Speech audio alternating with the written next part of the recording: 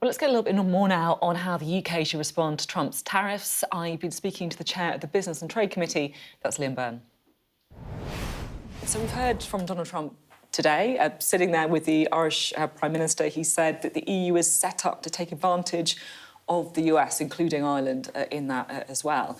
It does feel like things are escalating between the US and the EU, and that's going to be bad for us, even if we're not in the European Union, right? Yeah, these are first shots in a trade war that nobody needs. It's actually bad for America. I mean, a lot of analysts have just downgraded the American growth forecast today. So this is helping nobody. And in fact, it's hurting American consumers and workers, like right now. So we've got to, I think, just try and de-escalate a little bit. And we've got to drive much faster now for a trade deal with the United States. But we've also got to redouble our defences for our steel producers here at home.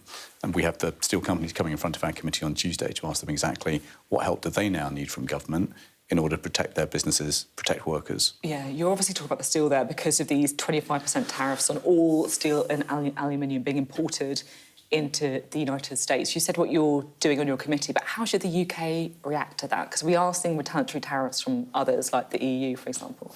Yeah, so, I mean, look, this is about £350 million worth of British exports, and those exports have just got £100 million more expensive. That is going to hurt American consumers because a lot of the steel that we ship is from specialist companies like Forgemaster to the US Navy. So their prices have just gone up, and it's going to be hard for them to find other suppliers that are as good as the product that they buy from Britain. So, you know, the Secretary of State is right to reserve the right to retaliate, which is what he's done today. But we've actually just got to make sure that we drive harder on a bigger free trade deal with America now, in which we can then get these tariffs knocked down.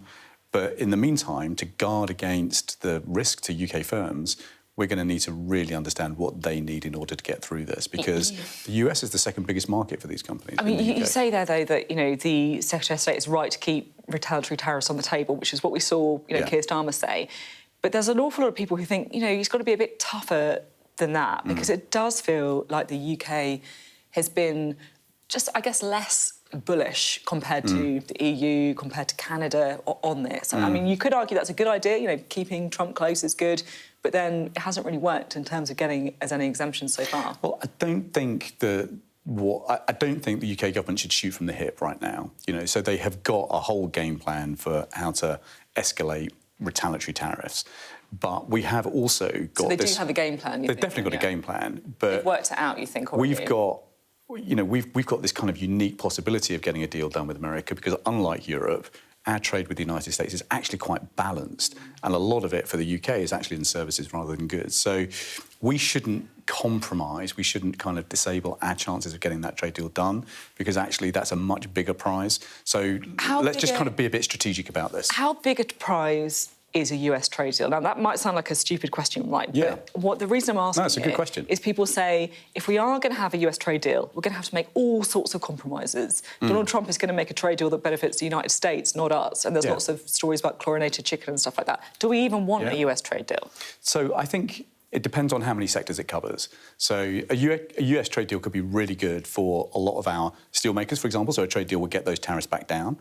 It could be really good for tech. It could be good for artificial intelligence. It could be good for the sectors where we're particularly strong. I don't think there's going to be like a traditional free trade deal that covers all things for all people, because agriculture is really hard to get agreed between the UK and the US. And actually, we've got to start looking after our farmers. But we can't, I don't think, jump into retaliatory tariffs right now because it risks undermining that bigger prize. I'm interested in your view as chair of the Business Committee, because, you know, look, you're a Labour MP as well, but you're also the chair of this committee, and committee chairs, I guess, have kind of a proud parliamentary history of holding the government to account, of being independent, non-partisan. So, hand on heart, what do you make of the government's decision to increase the employer's contribution to national insurance? So I've written a book about this. I've said that there were different tax options that were available. And, for example, if you take capital gains tax, or let's take a specific example. Let's look at Rishi Sunak's tax return. Rishi Sunak makes $2 million a year. He pays 23% tax because he gets a lot of his income from things like capital gains tax. So I said, well, look, we should be coming up with a better balance of tax. And crucially, we should perhaps have thought about doing our growth plan, our industrial strategy, before we were making some of these other changes. So are you basically saying that they should have spread it rather than just doing so much on one particular task? So personally, that was my advice. And, I've said in Parliament and elsewhere that doing the growth plan before making some of these other changes would have been sensible. Because, look, what most businesses say to us is, look, we can get behind what you're doing on national insurance and employment rights and minimum wage, but we need to know where the growth plan is. What's been really striking, and we've asked so many people this, is that business say, look, we can become the fastest growing economy in the G7, but we've got to have that plan for growth. We've got to start leaning into the sectors where we're particularly strong. That plan, as far as we understand it, has been delayed to the summer. I think that's a mistake. I think actually we should be pulling that plan forward and making it really clear to business about where the growth opportunities are going to come from. You spent an awful lot of time talking to businesses.